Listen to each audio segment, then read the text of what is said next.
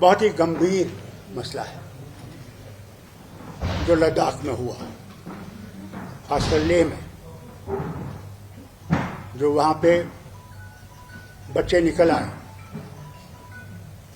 उसकी वजह ये थी कि वो 14 दिन से वहाँ पे भूख हड़ताल पे थे। उसमें एक बुजुर्ग और उसकी बीवी भी थी। कल जब उनकी हालत बहुत ख़राब हो गई और उनको स्ट्रेचर पे लिया गया अस्पताल, तो उन बच्चों के से रहा नहीं गया।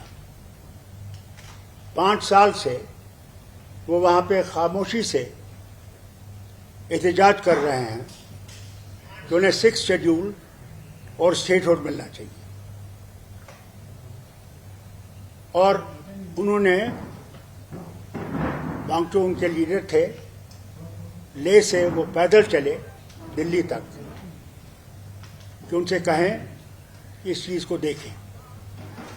उन्हें गांधीयन तरीका इस्तेमाल किया था, कोई आंदोलन नहीं किया था।